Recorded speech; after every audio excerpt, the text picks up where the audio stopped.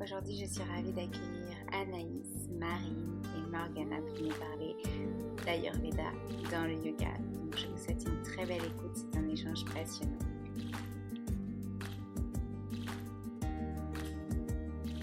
N'oubliez pas que vous pouvez contribuer au développement du podcast grâce à la page Tipeee créée pour que vous puissiez faire des dons en échange de contreparties chaque mois, comme par exemple des e-books, des cours de yoga avec des invités, des vidéos ou encore des épisodes sur des thèmes précis avec des invités ou bien tout à la fois. Le lien est dans ma bio sur Instagram et je le remettrai en description. Merci d'avance pour votre contribution à faire grandir le podcast de Yoga dans nos vies. Hello les filles, je suis ravie de vous retrouver aujourd'hui pour ce nouvel épisode du podcast Le Yoga dans nos vies où aujourd'hui on va aborder le thème de l'Ayurveda et le yoga. Donc je suis ravie d'accueillir Anaïs, Marine et Morgana qui vont se présenter très vite pour nous parler de tout ça. Je vous laisse la parole les filles. Bonjour, moi je suis Anaïs, donc je suis la fondatrice de Ayuin, qui est une marque de compléments alimentaires ayurvédiques, donc à base de plantes bio, basées sur la pharmacopée ayurvédique. Et j'ai lancé depuis un petit peu plus de 3 mois sur mon site qui est ayuin.fr. Et vous pouvez trouver des formules aussi bien pour la digestion, la relaxation ou la vitalité. Super, merci, bienvenue Anaïs. Merci. Marine, vas-y. Bonjour. Bonjour, moi je suis donc Marine, je suis naturopathe et professeure de yoga. Dans ma pratique de naturopathie que j'exerce depuis maintenant presque 8 ans, je mêle aussi bien l'approche occidentale naturopathique classique que l'approche ayurvédique qui est très chère à mon cœur. J'enseigne le yoga depuis à peu près 6 ans, 7 ans, mais je pratique depuis presque 20 ans. Et bien sûr, pour moi, le lien entre naturopathie, ayurveda, yoga, pour moi, ça fait partie c'est la même, des outils différents d'une même compréhension globale de l'être et de la santé sur tous ces plans. Et donc, ça me permet d'accompagner aussi bien mes patients et les élèves dans leur développement personnel en utilisant donc, les différents outils que ces pratiques vont offrir. Super, merci Marine. Morgana, à ton tour.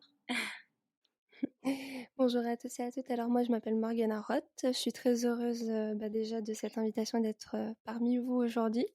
Moi je suis thérapeute holistique, donc en fait ça englobe plein de choses, plein de casquettes différentes. Mais là j'aurais plutôt la casquette de praticienne en Ayurveda aujourd'hui. C'est surtout sur ça qu'on va échanger. Mais sinon moi je réalise des lectures akashiques, ce qu'on appelle des lectures akashiques, des accompagnements spirituels plus globaux. Et pour tout ça, pour guider les gens dans leur développement spirituel, leur éveil de conscience, un mieux-être global. Voilà. Super, merci beaucoup. Alors, du coup, je vais commencer avec ma première question. Du coup, est-ce que vous pouvez rapidement, chacune de votre tour, nous définir l'Ayurveda très simplement pour les personnes qui ne connaissent pas ou très peu, ou même pour les personnes qui connaissent, selon vous? Donc, je vais partir dans le même sens. Anaïs, est-ce que tu veux commencer? Ok, j'aurais invité Morgana à parler de ça, parce que c'est vraiment l'expert aujourd'hui sur ce sujet-là, mais moi je peux donner une vision qui est juste pragmatique. Pour moi, l'Ayurveda, c'est réellement un art de vivre, c'est une possibilité de comprendre le monde, de se comprendre soi-même. C'est aussi toute une partie alimentaire, hygiène de vie, soins qui nous permet de trouver l'équilibre et donc d'éviter de la maladie. Donc c'est vraiment un système de guérison qui nous permet de vivre en harmonie et heureux aussi, puisqu'il y a aussi un aspect quand même de prise de conscience et un peu plus spirituel. Donc voilà, pour faire très très simple et pas rentrer encore dans les éléments, les doshas que je vais laisser les autres aborder. Non, oui, on en parlera un petit peu plus en détail tout à l'heure. Et j'ai un petit exemple à donner dont tu m'as parlé déjà dans l'autre podcast. Toi, tu as découvert l'Ayurveda parce que tu avais des problèmes de digestion, donc notamment ça. L'Ayurveda peut vraiment beaucoup aider dans cette médecine de notre corps qui est parfois un petit peu capricieuse. Merci Anaïs. Marine, est-ce que tu veux reprendre et comme ça on finira par la Morgana qui nous donnera une belle définition. L'Ayurveda, à mon sens aussi, elle est à replacer dans le contexte de la culture indienne.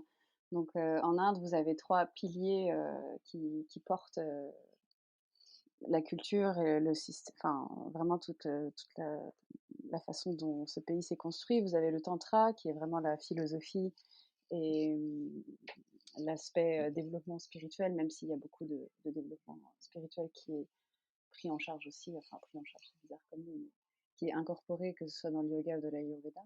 Donc vous avez le Tantra, le yoga et l'Ayurveda, qui sont vraiment les 3 piliers fondateurs de la culture indienne et qui ont vraiment structuré aujourd'hui et qui ont beaucoup essaimé dans le monde. Mais voilà, c'est vraiment quelque chose qu'on va trouver profondément enraciné en Inde. Et donc, on pourrait dire que, après, je suis pas forcément super. Enfin, c'est toujours difficile de catégoriser, mais donc voilà, vous avez vraiment le tantra qui va s'attacher vraiment au développement spirituel, le yoga qui s'attache à la purification du mental et vraiment au développement de la conscience, et l'Ayurveda qui va être vraiment l'accompagnement plus sur le plan physique, mais ça dépasse aussi, bien sûr, quand on pratique un tout petit peu l'Ayurveda, on voit bien que ça dépasse largement le plan physique. Mais voilà. Si on veut catégoriser, mettre les choses dans des cases, voilà, on va dire le physique pour l'Ayurveda, le mental pour le yoga et le spirituel pour le tantra. Mais encore une fois, c'est très réducteur. Mais c'est bien, c'est simple, du coup ça nous aide à bien comprendre facilement à quoi ça correspond. Merci. Bah Morgana, à ton tour du coup.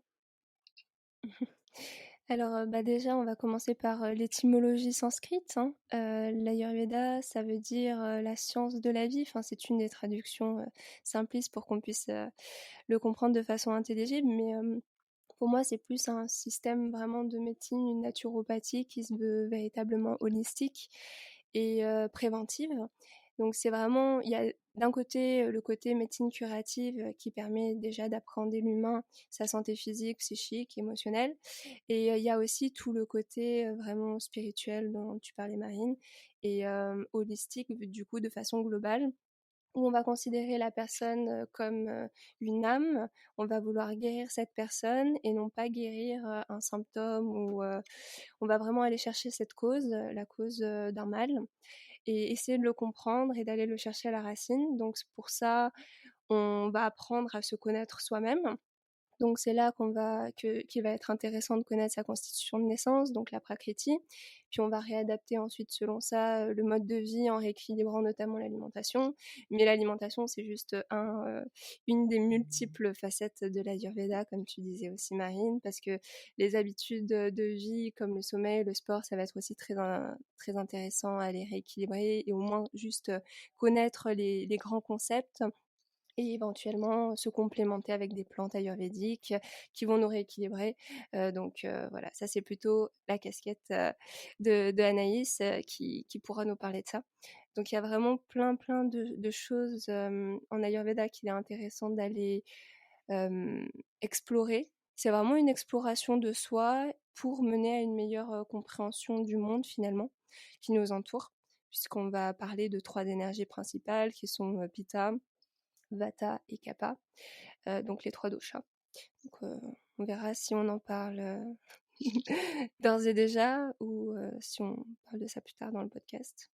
Je vais déjà laisser, merci beaucoup Morgana, la parole à Marine parce que je crois qu'elle voulait rebondir sur ce que tu disais. Et après, oui, je veux bien que tu nous fasses des petites définitions des deux chats. Donc Marine, je te laisse la parole. Mais c'est pour aller un tout petit peu, c'est pour aller un tout petit peu plus loin par rapport à ce qu'elle disait. La maladie n'existe pas en tant que telle en Ayurveda. On parle de déséquilibre. Et c'est là où l'introduction du système des doshas va être intéressante. C'est qu'il n'y a pas de maladie en tant que telle. On va juste être sur un déséquilibre de tel ou tel dosha par rapport à sa prakriti, donc sa constitution de naissance, qui est déterminée par la prévalence d'une ou plusieurs doshas sur les autres. Donc il y a besoin de sortir un petit peu du concept occidental d'une maladie qui viendrait de l'extérieur, même si bien sûr on peut avoir un déséquilibre des doshas qui vient d'un pathogène extérieur, mais c'est pas une cause extérieure qui va causer une maladie. C'est vraiment un déséquilibre interne, donc il y a besoin de sortir un petit peu de cette espèce de dualité maladie-sain pour plutôt rentrer dans une pensée où on est dans quelque chose de beaucoup plus... on n'est pas sur quelque chose de linéaire, on est sur quelque chose de beaucoup plus cyclique, qui est un peu intégré à chaque fois, où les doshas sont intégrés les unes dans les autres, où le déséquilibre enfin, la notion d'équilibre est très fine entre deux déséquilibres. Et comme tu disais, Morgana, l'Ayurveda, ça permet vraiment d'avoir une compréhension très globale pour retrouver cet équilibre qui est propre à chacun et qui va lui permettre d'accomplir sa mission d'âme.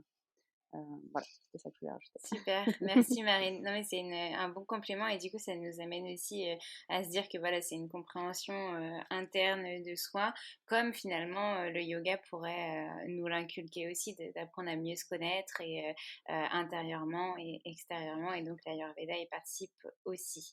Mais moi je suis novice, donc vous allez me confirmer tout ça durant l'épisode. Morgana, est-ce que tu veux nous faire les petites définitions du coup des deux chats? Mmh.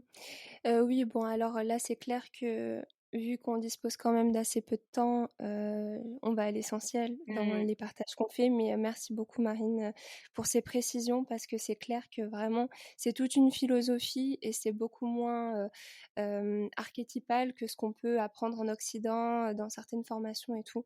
Donc, c'est vraiment hyper important de le souligner.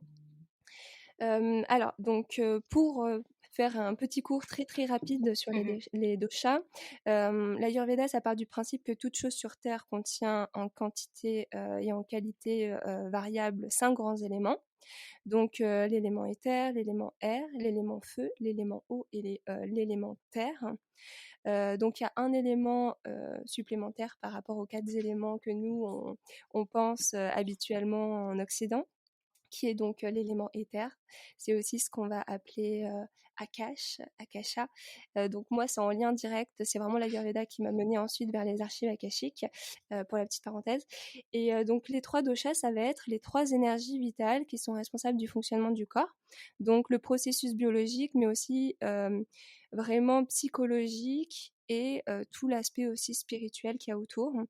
Et donc ces 3 énergies vitales, elles vont permettre la vie. Donc, il y a notamment l'énergie de Vata, qui est un mélange d'air et d'éther.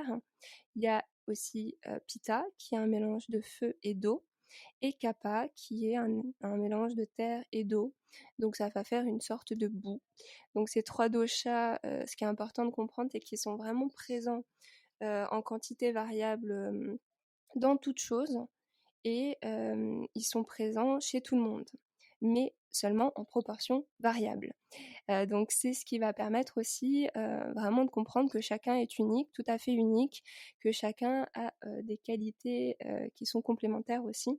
Et donc c'est en ça que c'est très intéressant de connaître aussi sa constitution de naissance pour savoir un peu quelle est la combinaison unique de ces 3 doshas en proportions différentes chez soi, pour comprendre son mode de fonctionnement. Et puis, ça permet aussi de mieux appréhender le monde, hein, puisque on voit vraiment l'aspect d'unité de chaque chose, en fait.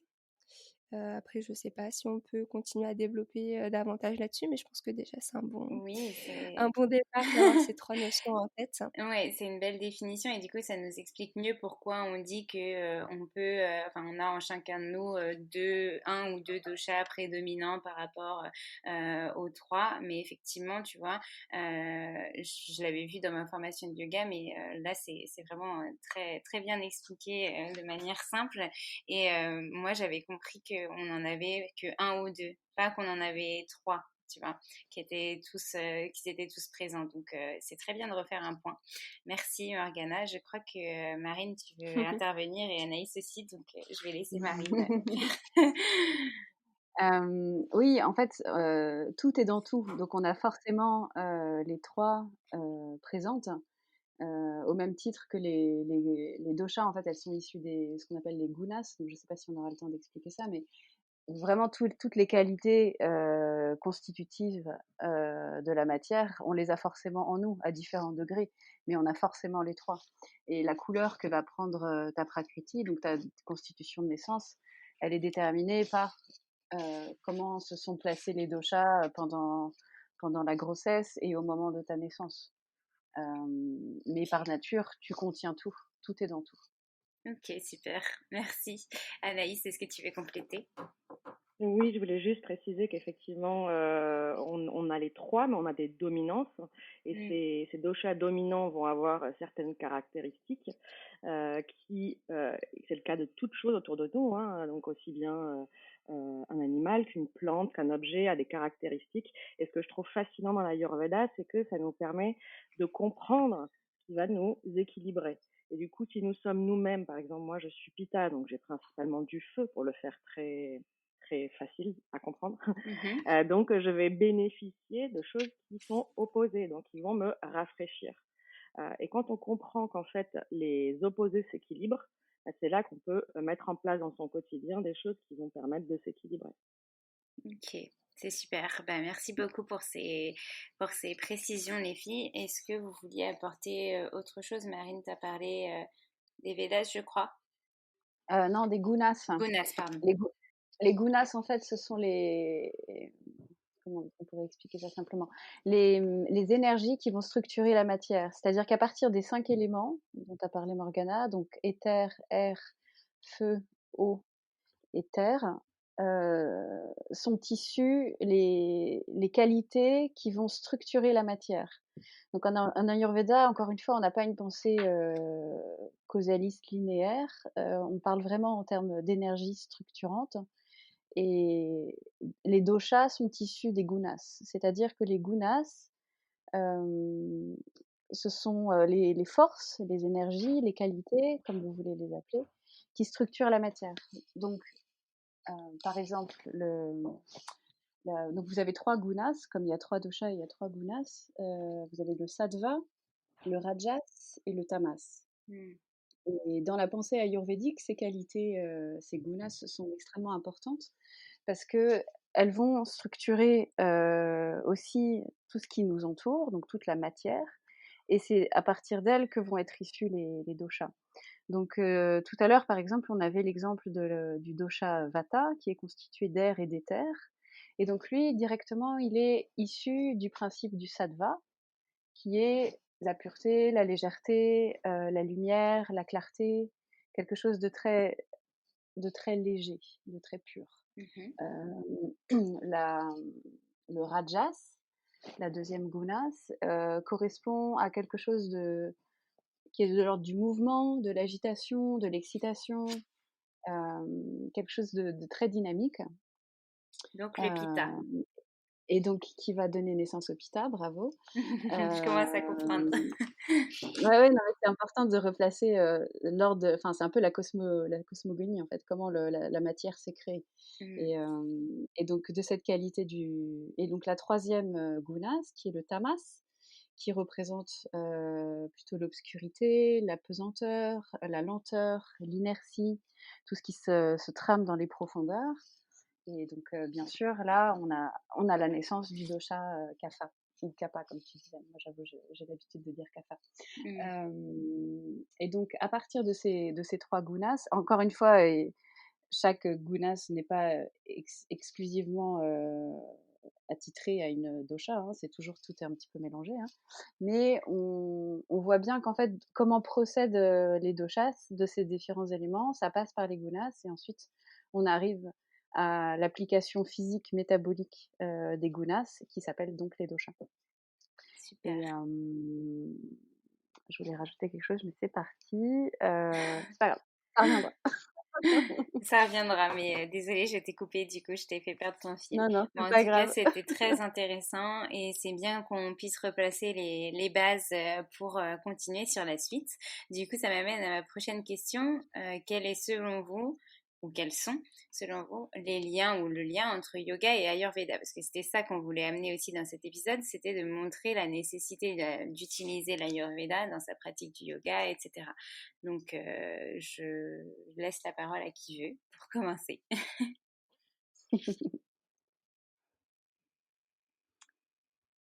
Je veux bien continuer. Le yoga, comme on disait au début, c'est une science sœur hein, de l'Ayurveda en Inde. Donc elles empruntent des outils à l'une et à l'autre, elles ont des points communs, elles ont des terrains d'exploration qui peuvent être un petit peu différents, mais qui se rejoignent. Elles ont, en aucun cas, elles sont opposées ou séparées. Elles sont vraiment complémentaires. Et lorsqu'on pratique le yoga, lorsqu'on est un yogi, on a tout intérêt à intégrer des éléments d'Ayurveda pour que sa pratique yogique en soit meilleure, plus confortable, plus puissante. Et à l'inverse, lorsqu'on cherche à améliorer sa santé physique, mentale, émotionnelle ou spirituelle, on a tout intérêt, si on suit des principes d'Ayurveda, de purification du corps, de rééquilibrage alimentaire, de pharmacopée, etc., d'utiliser aussi des techniques yogiques, que ce soit du pranayama, donc des techniques de respiration, que ce soit des postures physiques, des asanas, que ce soit de la méditation, parce que toutes ces pratiques vont nous permettre aussi d'agir sur notre santé et donc de nous amener vers un état d'équilibre et de mieux-être global. Donc les deux sont complémentaires et on a tout intérêt à les mêler pour, pour pouvoir bénéficier d'encore une meilleure santé et un meilleur bien-être. Super, merci Marine. Peut-être qu'après, tu nous donneras quelques exemples, vous nous donnerez quelques exemples de qu'est-ce qu'on peut mettre en place justement dans notre pratique du yoga en lien avec l'Ayurveda et vice-versa. Mais je vais déjà laisser la parole à Morgana, peut-être qu'elle répondra déjà à ça aussi. Oui, bah Marine a très bien expliqué vraiment ce lien qui est en fait tout est lié hein, dans la tradition des Védas. Donc les Védas, c'est vraiment la tradition de connaissances, on va dire indienne au sens large, hein, puisqu'en réalité c'est toute la tradition le long du fleuve de l'Indus. Donc c'est vraiment une tradition qui est complète, profonde et surtout très ancienne. On ne sait pas si c'est né il y a 5000 ou 10 000 ans. Enfin, c'est assez flou au niveau des traces aussi qu'il en reste. Et en fait, au cœur de cette science védique des Védas, il y a donc l'Ayurveda, comme tu disais, et le yoga. Mais il va y avoir aussi plein d'autres sciences védiques, notamment le Jyotish, qui est l'astrologie védique, le Vastu, qui est vraiment la science de l'habitat.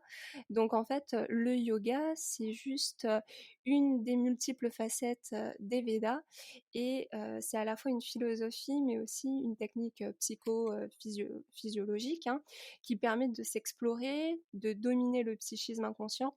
Et il ne faut pas oublier qu'en sanskrit, le yoga, ça signifie totalité, union. Donc c'est vraiment cet aspect vraiment très spirituel. Et malheureusement, en ce moment en Occident, on a tendance à se focaliser uniquement sur les postures, donc ce qu'on appelle les asanas. Mais en réalité, il y a plein de procédés dans le yoga. Bon, j'imagine que Marine, enfin même tout le monde pourra, les profs de yoga pourront sûrement en parler mieux que moi, mais dans les traités de base du yoga, donc rédigé par Panjali, donc vraiment c'est le rédacteur du Yoga Sutra. Ashta, ça veut dire 8 et Anga c'est les membres, les parties. Donc le yoga Ashtanga, ça veut dire les 8 procédés. Et on a donc 8 procédés en plus des positions du yoga. Donc t'en parlais tout à l'heure un peu Marine avec notamment les pranayana, donc où là on va vraiment utiliser le souffle. On va régulariser, ralentir le souffle pour avoir une fonction respiratoire dynamique, une vie psychique qui sera plus équilibrée. Vraiment, voilà, ça va être le rééquilibrage par le souffle. Et donc voilà, on va utiliser notamment peut-être Kapalabhati, qui est une des multiples respirations, un des multiples pranayama qui facilite la circulation du souffle, qui va nettoyer les canaux. Donc celui-ci, il est très connu. Mais après, on va utiliser aussi plein d'autres choses.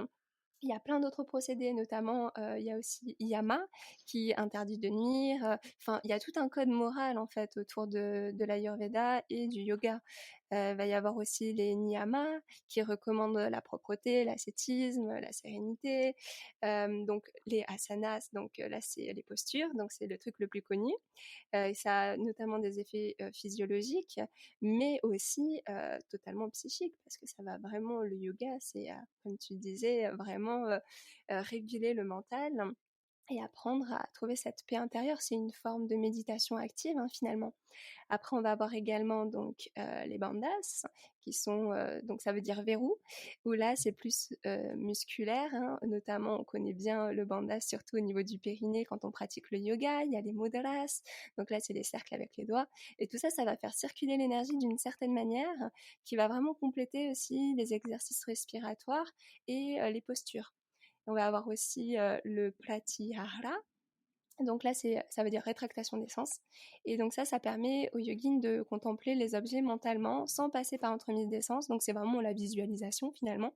Donc voilà, il y a vraiment, vraiment plein de choses. Il y a aussi le da, le dharana. J'ai un petit problème de prononciation aujourd'hui, qui est plutôt la fixation de la pensée sur un objet, le dhyana, qui est l'assimilation donc magique d'un objet par la méditation. Donc notamment, on va fixer par exemple une bougie et en réciter le Gayatri Mantra. Et donc là, ça va vraiment rééquilibrer Vata et Kapha, apporter de l'énergie feu. Et enfin, Samadhi. Donc ça, c'est plus une technique, mais c'est vraiment un état dans lequel la dualité connaissance et être disparaît. Donc ça, c'est un petit peu le but à atteindre du yogin, je crois.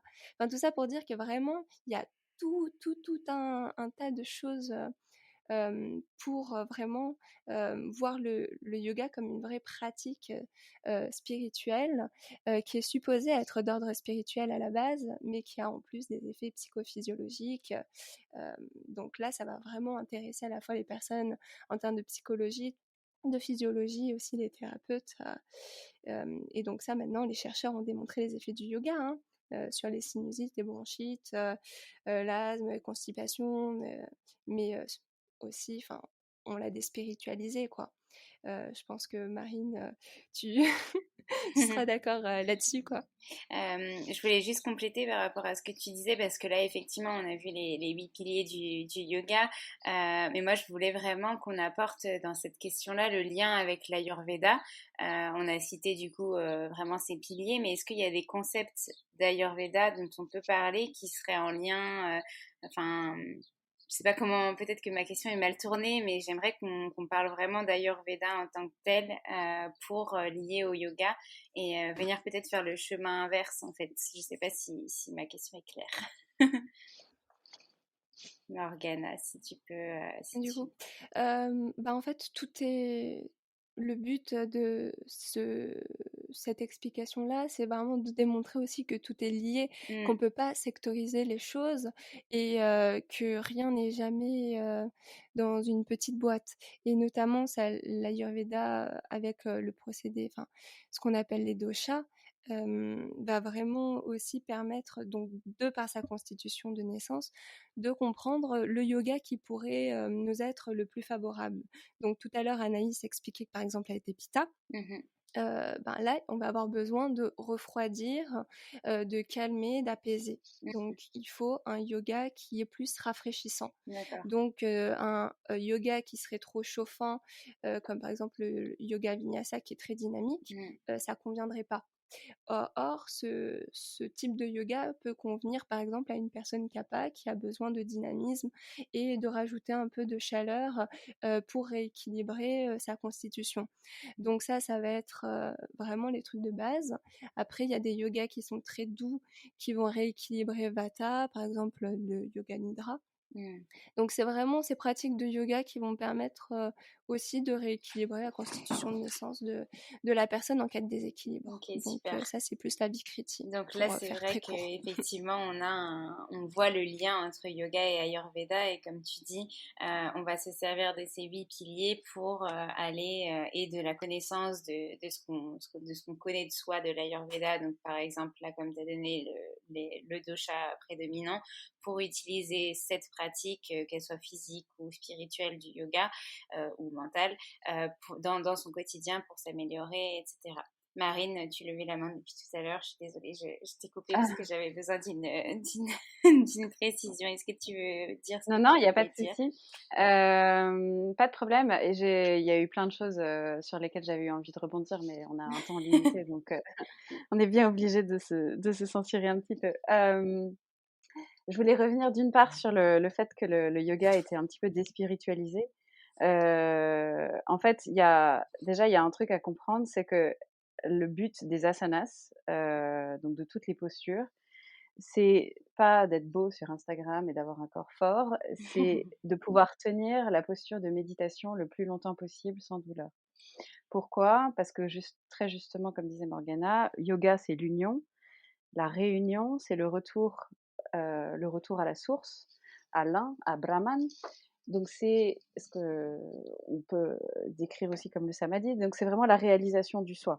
Et la réalisation du soi, donc on sort de la dualité pour retrouver un état d'unité en étant encore incarné dans un corps, passe du coup par des pratiques de méditation poussées qui ne sont tenables et possibles que si on arrive à rester le corps tranquille et à avoir un souffle enfin bref, à avoir suffisamment travaillé sur son mental et sur son physique pour pouvoir comme les dépasser et sortir de cet état. Donc c'est pour ça qu'à la base, les asanas sont conçus. C'est pas pour avoir une bonne circulation, une bonne souplesse, même si bien sûr ce sont des effets très positifs. Mais à la base, les asanas, ça sert à pouvoir tenir la posture de méditation le plus longtemps possible. Donc aujourd'hui, cette espèce de grande mode des postures physiques, c'est très bien dans un sens parce que ça diffuse le yoga à très grande échelle. Ça permet à beaucoup de personnes qui sont plus intéressées par le développement corporel de venir au yoga, qui travaillent de toute façon dans leur profondeur de façon tout à fait inconsciente, à l'insu de leur plein gré, j'ai envie de dire, et qui se retrouvent 1 an, 2 ans plus tard à changer d'alimentation, à commencer à raisonner différemment, à être plus dans le cœur, à être plus en ouverture, etc. Au début, ils pensaient juste aller à un cours de sport, et en fait, au final, ils se retrouvent avec une modification profonde de leur être. Donc, peu importe qu'ils y rentrent par le développement physique, le travail dans la profondeur se fait quand même, et ça, c'est pour le plus grand bonheur et de la conscience globale et de l'humanité et de la Terre en général. Donc, très bien, j'ai envie de dire, même si, bien sûr, la diffusion qu'on y a sur l'image corporelle et sur le culte, la culture, le culte du corps est bien sûr discutable. Mais à mon sens, c'est pas grave. Ça permet de faire travailler les personnes, qu'elles en soient conscientes ou pas. Ensuite, le deuxième truc que je voulais dire, tu parlais du coup du lien avec les 8 branches du yoga. C'est essentiel, à mon sens, d'avoir une vision globale de tous les outils qu'offre le yoga, et pas seulement les 8 branches de l'Ashtanga, parce qu'il y a aussi 4 formes de yoga. On a le Bhakti, le Jnana, le Karma Yoga, et celui dont tu parles, l'Ashtanga Yoga, qui est aussi connu sous le nom de Raja Yoga, qui est la voie de la purification physique et mentale. Mais il y a d'autres formes de yoga, donc les 3 autres que je viens de citer, qui passent aussi par la voie du cœur. Donc ça, c'est le Bhakti, avec beaucoup de chants, beaucoup de répétitions de mantras, les pujas, et le karma yoga qui est la voie de l'action, donc on peut de l'action désintéressée. Donc c'est une autre forme aussi de travail sur soi, et le jnana qui est la voie de la connaissance. Et c'est important aussi d'avoir en tête ces 4 voies qui mènent toutes au même endroit, c'est-à-dire au samadhi, mais de pouvoir aussi comprendre que le yoga c'est beaucoup plus large est beaucoup plus vaste que juste du travail sur le souffle et des postures physiques. Voilà. C'est vrai. Une Merci de le repréciser. Super, merci Marine pour ces gros compléments. Et Morgana, et puis je vais laisser la parole à Anaïs qui attend depuis tout à l'heure pour s'exprimer. Il y a déjà beaucoup de choses qui ont été dites, mais si je pouvais juste un petit peu résumer en disant que effectivement, ces 2 pratiques sont complètement alliées et apportent du bien-être et de la santé et s'optimisent l'une l'autre. Et que l'Ayurveda a intégré dans une pratique de yoga, c'est, comme le disait Morgana, va nous permettre de se connaître davantage, de connaître sa constitution ayurvédique et du coup adapter sa pratique du yoga, donc comme elle le disait, de façon plus calme et plus ancrante pour des vatas, de façon plutôt douce et détoxifiante pour un pitta par exemple, et de façon plus dynamique pour un kapha. Mais elle aide aussi à l'élimination des toxines et à la guérison. Donc, on le disait parce que si vous m'arrêtez si je me trompe, mais dans le yoga, il n'y a pas cette approche réellement curative et sur la santé comme telle. Donc, c'est comme l'Ayurveda est un vrai système de guérison, bah, et ça apporte cette vision-là de la bonne santé dans la pratique du yoga. Inversement, le yoga que l'on pratique lorsque l'on pratique déjà de l'Ayurveda, ça va permettre donc ce bien-être physique, mais également spirituel, et l'augmentation du prana, donc de l'énergie vitale dans tout le corps, qui est donc importante dans les deux pratiques. Voilà, je voulais juste faire, moi, ce qui me paraissait un peu le lien entre ces deux pratiques-là. Super, merci beaucoup Anaïs. Marine, je te laisse rebondir du coup. Non, parce que tu disais qu'il n'y avait pas de pratique curative en yoga. C'est pas tout à fait juste. Tu as notamment tout ce qu'on appelle les kriyas, qui sont des techniques de purification et de rééquilibre de la Mm, santé, mm, mm. pour travailler justement sur l'élimination des toxines, sur la purification de tous tes nadis. Et ça, les nadis, ce sont les capillaires, si vous voulez, par lesquels circule le prana. Et il y a énormément de techniques, que ce soit en kriya ou en pranayama, ou même sur certains asanas, où tu vas consciemment diriger ta respiration et donc le prana dans la posture. Parce que le but aussi d'un asanas, c'est de pouvoir tenir la posture en se concentrant sur la circulation énergétique à l'intérieur de donc la circulation du prana. Et c'est ça aussi qui va te permettre de pouvoir aller plus loin dans une posture et de développer ton prana, ton niveau de prana intérieur. Donc il y a beaucoup mais encore une fois, ces deux sciences, elles sont hyper liées, et il y a beaucoup de techniques de purification physique, mentale et énergétique en yoga qui sont bien sûr utilisées depuis le début. Merci beaucoup Morgana. Je te laisse compléter. C'était juste pour conclure voilà, sur cette question, parce qu'en effet, il y a plein de choses hyper intéressantes qui ont été abordées. Et en fait, tout simplement, l'importance de toutes ces sciences védiques, c'est pas juste d'avoir une bonne santé ou de se développer spirituellement. C'est pas un truc un peu que seules les personnes qui n'ont pas de vrais problèmes vont vers lesquels elles vont aller. C'est vraiment d'amener tout simplement l'homme à vivre son plein potentiel, hein. C'est d'ouvrir sa conscience dans le but d'un plus grand bonheur au quotidien. C'est vraiment pas du tout accessoire. Donc c'est vraiment pour ça que c'est important de vraiment souligner tous ces points, parce que l'Ayurveda, bon, déjà c'est pas juste une naturopathie, le yoga c'est pas juste des pratiques et c'est surtout pas une pratique sportive. Ça doit vraiment être mis en lien, voilà, avec toutes ces branches des Védas dont on a parlé, et surtout, bah, voilà, c'est pour vivre son plein potentiel. Donc, je voulais juste conclure avec ça. C'est super, bah, merci beaucoup, tu as bien conclu. Ça me permet du coup de passer à la prochaine question, même si vous en avez déjà donné plein chacune. Est-ce que vous avez des conseils à donner à des pratiquants de yoga, des professeurs de yoga, pour intégrer l'Ayurveda dans leur pratique, dans leur quotidien, dans leur enseignement? Peut-être des conseils simples pour commencer quand voilà, on n'a pas commencé à intégrer l'Ayurveda dans notre pratique ou dans notre enseignement, que vous pourriez donner et qui serait facile à mettre en place ou à donner à nos élèves, par exemple. Bon, voilà, je vous laisse vous exprimer sur le sujet et nous éclairer. Un bon point de départ, ce serait pour les élèves comme pour les professeurs, de connaître sa dosha, enfin sa prakriti, et donc sa constitution de naissance, de connaître sa propre alchimie d'origine, et d'observer quels éventuels déséquilibres tempéramentaux, c'est-à-dire d'évolution de la dosha, dont on pourrait être l'objet actuellement. De faire un peu un instantané de c'est quoi ma prakriti de naissance, comment je suis née et où j'en suis aujourd'hui par rapport à cet équilibre-là. De voir un petit peu quels seraient là où les doshas en excès en ce moment. Et à partir de là, commencer à se dire, ok, de quoi j'ai besoin.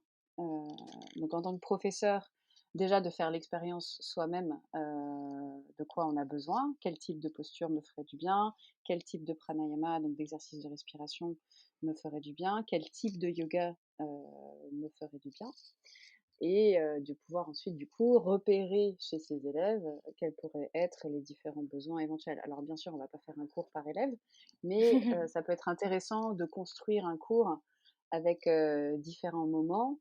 Là, je parle vraiment en tant que professeur, mais d'avoir voilà, une première partie de cours plus dynamisante qui va aller travailler qui va faire monter peut-être une certaine chaleur, et ensuite de passer par des moments plus, plus méditatifs, plus rafraîchissants.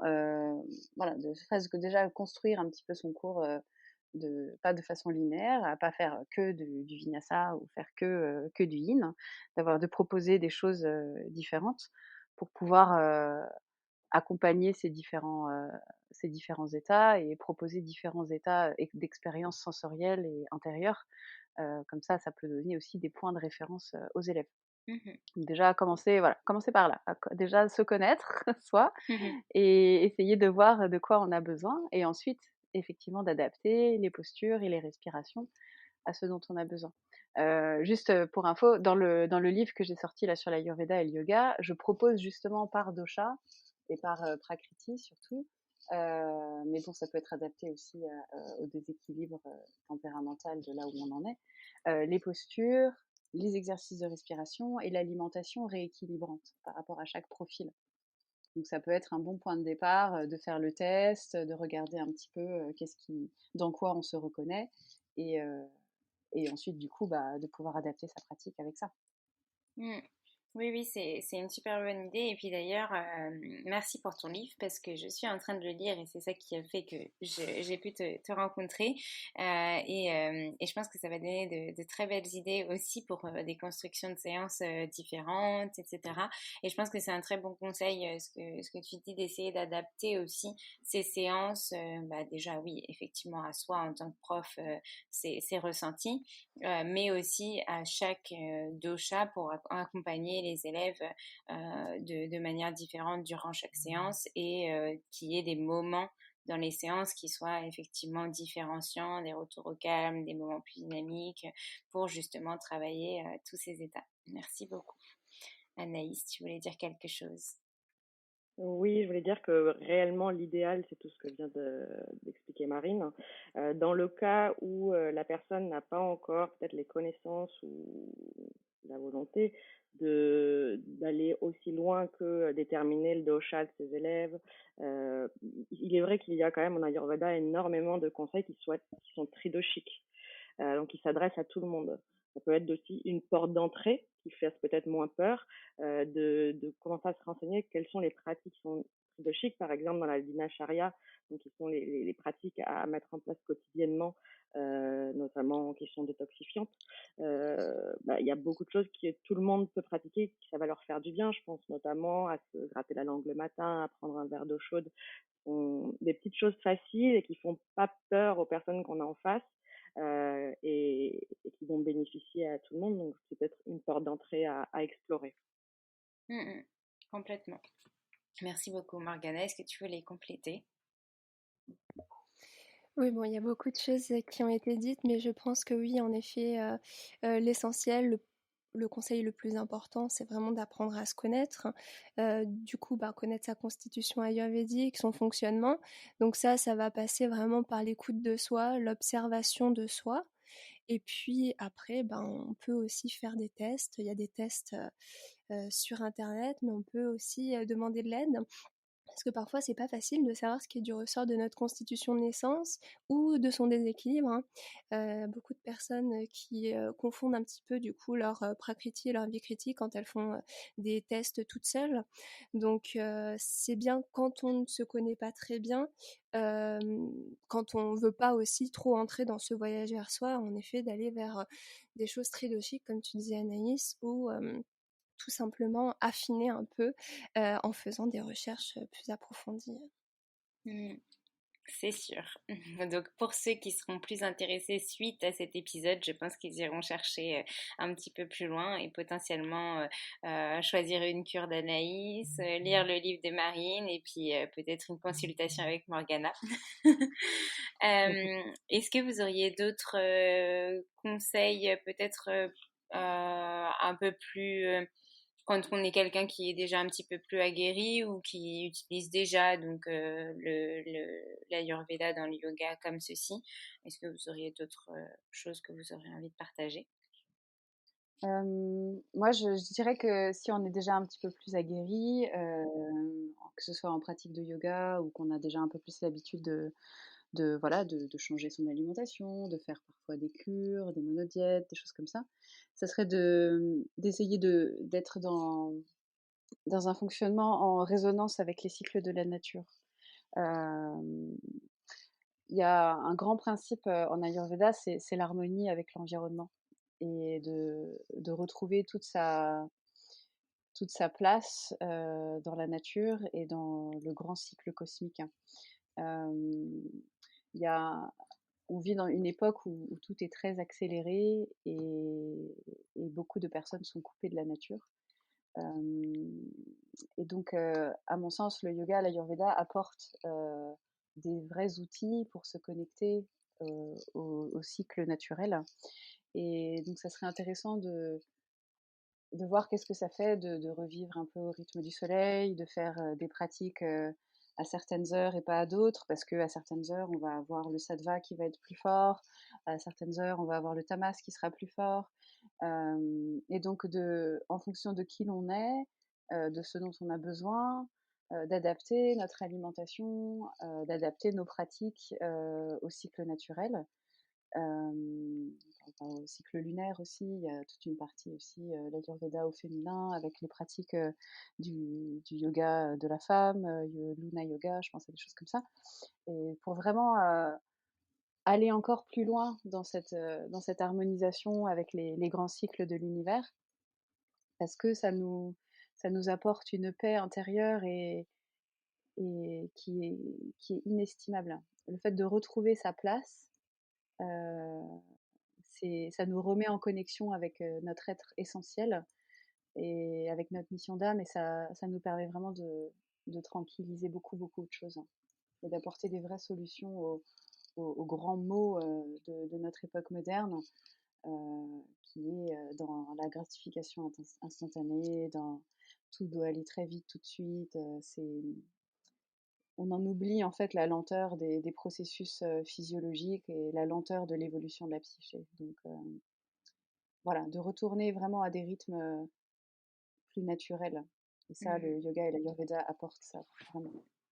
Ouais, je te rejoins complètement. Je fais oui de la tête depuis tout à l'heure en t'entendant parler.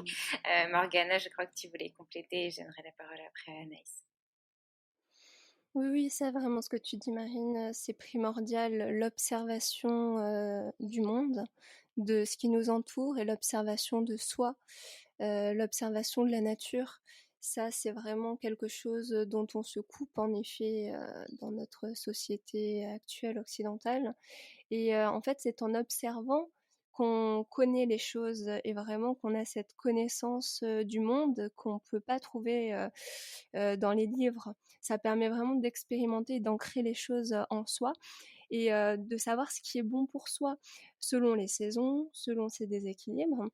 Et on se rend compte que quand on observe les choses, déjà on apprend à observer la vie, comment elle fonctionne. Par exemple, lorsqu'on regarde pousser une plante, on comprend mieux comment l'énergie se déploie. On voit vraiment la force de vie se manifester. Hein. La force de vie, c'est la force d'amour. Le concept d'amour qui est souvent mal compris. Hein. En fait, c'est vraiment cette force primordiale qui fait tout pousser, qui fait la vie, tout simplement. Et ainsi, on se comprend mieux et on va aller vers des choses, des rythmes de la vie et aussi des pratiques qui sont beaucoup plus naturelles. Tu disais notamment par rapport au soleil, suivre davantage le lever et le coucher du soleil. Et puis tout simplement, consommer local et de saison, parce que en principe, selon l'Ayurveda, tout ce qui est bon pour soi dans la nature, c'est censé être vraiment autour de soi et de saison. On le voit bien quand on observe, par exemple, un petit exemple tout bête, hein, les oranges. On voit qu'en fin de saison, il y a des oranges sanguines. Et à l'intérieur, quand on observe cette orange, on se dit ah ben elle est un peu plus rouge. Et ben ça rééquilibre quoi le rouge? Ça apporte un peu plus de feu dans le corps.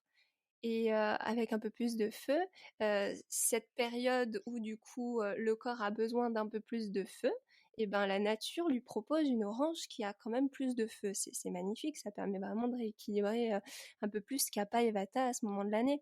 Donc vraiment, on a tout ce qu'il nous faut quand on sait observer et apprendre à se rééquilibrer comme ça avec la nature autour de soi. Mm. Super, bah, merci d'avoir complété et puis j'ai laissé Anaïs compléter aussi. Moi, je voulais dire que oui, c'est complètement l'observation, la connexion avec la nature. Et cette observation, je voulais juste ajouter que, et c'est assez logique, mais on l'oublie parfois, qu'elle est très bienveillante. On s'observe, on s'écoute, on ajuste, et on n'a pas besoin de comprendre obligatoirement tous les concepts. Là, on a parlé aujourd'hui de beaucoup de mots en sanskrit, beaucoup de concepts un peu difficiles parfois à appréhender, et qu'en définitive, que ce soit le yoga, l'ayurveda, c'est une approche qui est pas du tout culpabilisante, et que il faut juste être bienveillant avec soi-même, prendre le temps. Voilà. Marine en a beaucoup parlé de prendre le temps, mais prendre le temps et se laisser aller, et qu'il y ait du lâcher prise et voilà, la bienveillance, la douceur, je pense que c'est des mots qu'il faut se réapproprier. Oui, complètement. Je crois que plus personne ne lève la main pour compléter, mais merci beaucoup pour tout ce que vous avez ajouté. Est-ce que vous auriez quelque chose que vous voulez clarifier en lien avec l'Ayurveda, le yoga, peut-être une question que j'aurais pas posée, d'autres conseils que vous avez envie de donner pour peut-être aller sur une fin proche? Ben moi, je peux ajouter quand même que dans l'Ayurveda, un des outils qui est quand même très puissant, ben, ce sont les plantes et les épices que l'on a apportées, qui sont sadiques, comme expliquait Marine dans les Gunas, et moi, je le vois un peu comme un outil extérieur que l'on peut apporter à soi. Et d'où l'intérêt, moi, de mes cures, hein, que j'ai voulu tridochiques aussi, pour permettre à tout le monde d'aborder l'Ayurveda de manière simple. Apporter ces plantes quotidiennement pour trouver l'équilibre. Donc voilà, l'importance des plantes et des épices comme outil de rééquilibrage, Mhm. c'est Oui, important. super, merci. Marine ou Morgana? Oui, pour rebondir sur ce que disait Anaïs, ce qui est vraiment un plus, c'est que là, on a tout un tas d'outils qui nous sont proposés avec des pratiques, aussi des solutions extérieures, notamment par l'alimentation, par les plantes de la pharmacopée ayurvédique, ou pas d'ailleurs, puisque toutes les plantes sont ayurvédiques parce qu'elles ont toutes des propriétés intéressantes, y compris en Occident. Mais vraiment, ce que nous invite aussi à faire les Védas, c'est vraiment trouver à l'intérieur de soi aussi cette paix intérieure, cette santé, vraiment ce développement, ce premier pas dans le développement de soi vers soi, tout simplement. Parce que je pense que on est tous dans ce chemin, ce cheminement vers soi, et c'est là le début du chemin, en tout cas. Et c'est une porte intéressante à ouvrir pour aller vers soi, toutes ces pratiques. Vous parliez beaucoup de ce que nous inculque la société, etc. Et effectivement, ce retour vers soi, se faire plaisir, s'écouter, c'est très important que ce soit en yoga, en Ayurveda, apprendre à mieux se connaître pour essayer de savoir ce qui est bon pour nous. Et puis aussi garder ce plaisir de se faire du bien. C'est-à-dire que, et on parlait d'alimentation, si je donne un exemple simple, manger sainement c'est très bien, mais aussi savoir se faire plaisir avec des goûts qui nous font du bien, bah, c'est aussi très important. Donc voilà, rester à l'écoute de soi, partager ce qui nous fait du bien et ce qu'on sait qui nous apporte du bien-être, mais aussi parfois être capable de faire des excès, de s'écouter parce qu'on en a envie. C'est aussi très important et je pense que ça participe à ce bien-être intérieur et extérieur. Marine, est-ce que tu voulais compléter? Bah, à mon sens, on se tourne vers ce genre de pratique parce qu'on souffre. Sans souffrance, la souffrance, elle sert de déclencheur à l'éveil, à la prise de conscience. Donc si quelqu'un est en souffrance, il va chercher des solutions. Et à mon sens, aujourd'hui, on a vécu des choses quand même très chaotiques, très perturbantes ces derniers temps, où se positionner en fonction de l'environnement n'est plus possible aujourd'hui. Beaucoup de C'est un peu un système où beaucoup de personnes avaient tendance à se positionner de façon horizontale, à être seulement dans une relation horizontale au monde, c'est-à-dire à se déterminer en fonction des circonstances extérieures. Aujourd'hui, ça, c'est plus possible comme type de fonctionnement, parce que l'extérieur, il est trop changeant et on a vu trop de chaos autour de nous, et beaucoup de personnes, du coup, n'ont plus de repères. Un système de repères qui a volé en éclats. Et beaucoup d'anxiété, de peur a été générée à partir de ça. Donc la solution, c'est de travailler sa verticalité, c'est de se relier à soi, aux énergies cosmiques et aux énergies telluriques, d'être vraiment dans une recherche d'équilibre intérieur où on ne dépend plus de l'extérieur pour aller bien. Nous avons nos propres solutions et nous sommes la solution. Et donc ce retour à soi, il prend toute son importance parce que c'est à partir de cette stabilité, de cette force intérieure qu'on va développer, que du coup on sera non affecté par les changements extérieurs et qu'on sera à même de pouvoir naviguer, quel que soit le chaos autour de nous, en restant aligné, stable et sans souffrir. Idéalement, bien sûr. Donc en quelque sorte, ouais. réussir à s'autosuffire Bien sûr. dans sa médecine, dans sa pratique, dans Bien son sûr. quotidien en fait. Exactement. Et de ne pas être dans une forme de dépendance d'un avis médical, ou bien sûr, et on a toujours besoin d'avis de professionnels de santé, je ne suis pas en train de dire ça. Je dis juste qu'on est responsable aussi de son évolution, de sa santé, et c'est à chacun de se prendre en charge, de ne pas attendre de l'extérieur la solution. Parce qu'on a en nous tout le potentiel nécessaire, on a toutes les solutions, on a tout ce dont on a besoin. L'essentiel étant de pouvoir, après, donner à son corps les bonnes billes pour éventuellement rééquilibrer ce qu'il y a à rééquilibrer, et de faire les pratiques qui vont nous permettre de manifester ce potentiel. Oui, et c'est en ça qu'on a besoin potentiellement d'être guidé. Une fois qu'on sait Bien à peu sûr. près, une fois qu'on sait à peu près ce qui est nécessaire pour nous, effectivement, on peut se tourner vers les professionnels de santé ou de bien-être qui sont là Pour accompagner. pour accompagner. Qui sont là pour accompagner, mais pas pour vous porter à votre place. Exactement. Chacun est responsable de son évolution. Bien sûr, les professionnels de santé, on a notre rôle à jouer. On est là pour, comme les professeurs de yoga aussi, on a des rôles, des missions de service à l'autre qui sont... Voilà, c'est pour ça qu'on est là, c'est pour ça en tout cas, moi c'est pour ça que je suis incarnée, je suis dans une mission de service. Mais on n'est pas là pour porter les gens à leur place.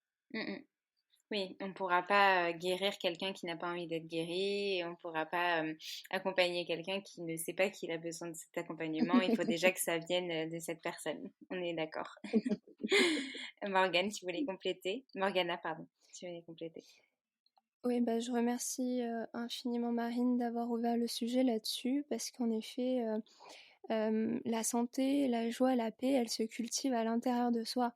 Et c'est ce jardin intérieur qui est finalement notre véritable Éden.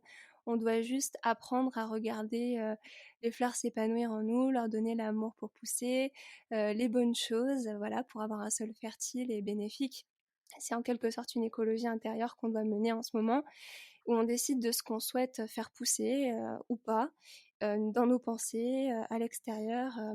Et c'est ce microcosme qui est contagieux, en fait. On va pouvoir le transmettre grâce à nos vibrations, et voilà, c'est cet état qui est en équilibre. C'est cette contagion-là qu'on doit propager aujourd'hui. Merci Morgana. Et c'était très joliment dit. Du coup, ça m'amène à ma dernière question, même si vous avez déjà aussi fait des messages très jolis.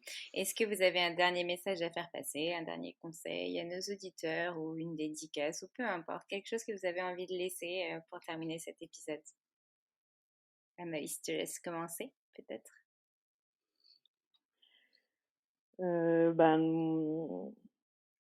Pas vraiment. Je pense que j'étais en train de me remémorer tout ce qui a été dit. Ça a été tellement riche. Mais voilà, s'écouter, être bienveillant, prendre du plaisir, comme tu le disais, Alexandre, ça me semble aussi extrêmement important. Et de redevenir acteur de son bien-être et sa santé, comme le disait Marine. Voilà, je pense que c'est des points s'il faut garder quelques petits mots comme ça serait cela que je mettrais en exergue. Merci. Oui, c'est vrai, c'est des bons mots qui reflètent notre conversation. Marine, est-ce que tu veux compléter? Il y a la grande phrase de Gandhi, soyez le changement que vous voudriez voir dans le monde. Donc on peut pas changer le monde, mais on peut se changer soi. Et garder en tête que si on vivait dans un grand paradis, on n'aurait pas besoin de faire de travail de développement personnel. On se satisferait de ça.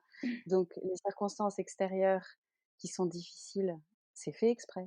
C'est pour vous obliger à bouger. C'est pour nous obliger à bouger. Donc réjouissons-nous. Super, merci. Les conditions sont idéales pour le développement personnel. C'est ça. Un travail de tous les jours et de toute une vie, voire plusieurs vies. Morgana, est-ce que tu veux compléter? Juste rebondir sur tout ce qui a été dit. C'est vrai que les événements extérieurs n'ont rien à voir avec la paix qu'on peut ressentir à l'intérieur. On voit bien avec, notamment dans les lettres de Mandela, hein, on voit qu'il était très libre alors même qu'il était en prison. C'est vraiment en vous que la liberté se situe et j'ai l'impression qu'on a un vaisseau de chair et qu'un équipement high-tech et on a souvent l'impression de ne pas avoir le mode d'emploi et justement on a la chance d'avoir les Védas notamment, mais plein d'autres traditions qui nous ont laissé des modes d'emploi et maintenant c'est à nous de se les approprier. C'est vrai. Merci Morgana et merci les filles pour cette belle conversation qui fait un peu plus d'1 heure maintenant. Merci de vous être livrées à nous, d'avoir partagé vos conseils, vos astuces, ce lien avec le yoga, l'Ayurveda et on aurait pu en parler je pense pendant beaucoup plus longtemps mais c'est déjà une belle partie qu'on a pu explorer ensemble et je pense que la traduction de tout ça ce serait vraiment se connecter à soi, apprendre à mieux s'écouter et essayer d'être c'est en se connaissant un petit peu mieux qu'on arrivera à trouver les clés de notre développement personnel. En tout cas, merci beaucoup à vous et j'espère à très bientôt. Merci beaucoup. Merci beaucoup. Au revoir. Merci à tous. Si vous voulez soutenir le podcast Le Yoga dans nos vies, n'hésitez pas à laisser un commentaire et des étoiles sur Apple Podcast. Vous pouvez aussi m'envoyer des messages, des questions, ça me fera très plaisir. Chaque semaine, découvrez le parcours d'une prof de yoga pour vous montrer l'immensité des possibilités dans le monde du yoga. Pour ne rien manquer des nouveaux épisodes à venir, n'hésitez pas à vous inscrire à ma